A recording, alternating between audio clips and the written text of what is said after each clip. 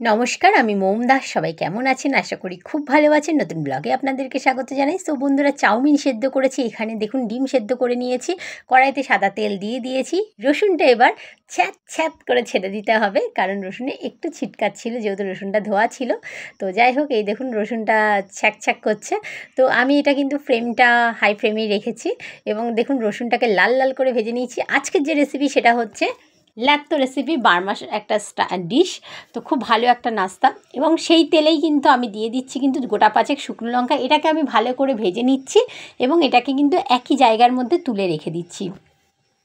এই রেসিপিটা আপনারা যখন খুশি ইউজ করতে পারেন। খুব ভালো একটা রেসিপি, খেতে মুখে রুচি না থাকলে অবশ্যই খেতে পারেন।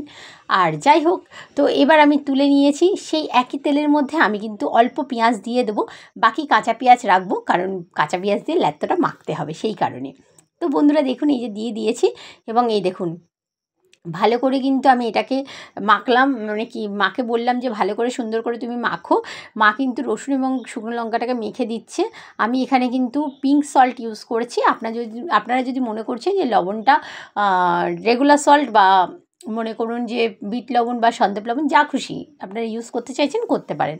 আর যদি লবণ না খান, স্কিপ করে যান, কোনো অসুবিধা নেই। আমি যখন পেঁয়াজটা দিয়েছিলাম তেলের মধ্যে, সেই পেঁয়াজটা কিন্তু বেশি নরম নরম করে ভাজতে হবে। এখানে আমি পিঙ্ক সল্টই ইউজ করছি। তো যাই হোক, তো এবার আমি সুন্দরভাবে এটাকে ভেজে নিচ্ছি। একটু হালকা ব্রাউনিশ হলেই আমি কিন্তু এর মধ্যে দিয়ে দেবো মশলাটা, এবং মশলাটাকে সঙ্গে থাকুন, দেখতে পাবেন অবশ্যই আপনারা।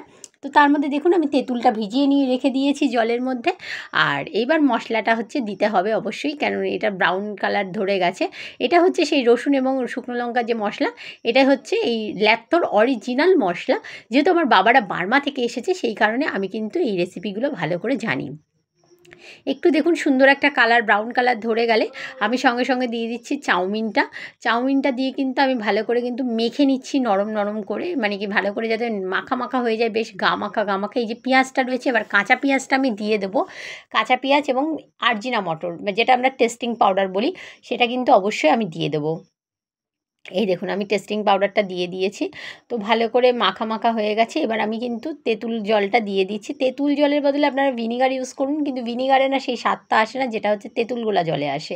এটা কিন্তু আমি লো ফ্লেমে রেখেই কিন্তু মাখছিলাম, যাতে করে গরম থাকে। আপনারা চাইলে বাদামটা দিতে পারেন। বাদাম দিলে কী হয় না, একটু নরম ব্যাপারটা এসে যায়, সেই কারণে আমি বাদামটা এর মধ্যে দিইনি। অনেকে বাদামটা পছন্দ করে না, আমার মা খুব একটা বাদামটা পছন্দ করে না, সেই কারণে গোটা গোটা বাদাম দিয়েছিলাম আমি। তো পরে আমি মাকে বললাম যে গুঁড়ো করে দিলেই তো ভালো লাগতো বলো। মা বললো না, ঠিক আছে, অসুবিধা নেই, আপনারা চাইলে গুঁড়ো করেও দিতে পারেন। এটা আমার রান্না কমপ্লিট হয়ে গেছে, ল্যাত্তো রেসিপি ডান, বার্মিজ স্টাইল। এবার এটাকে নামিয়ে গরম গরম সুন্দর করে সবার সাথে পরিবেশন করুন, আপনারা খান, দেখুন খুব ভালো লাগবে।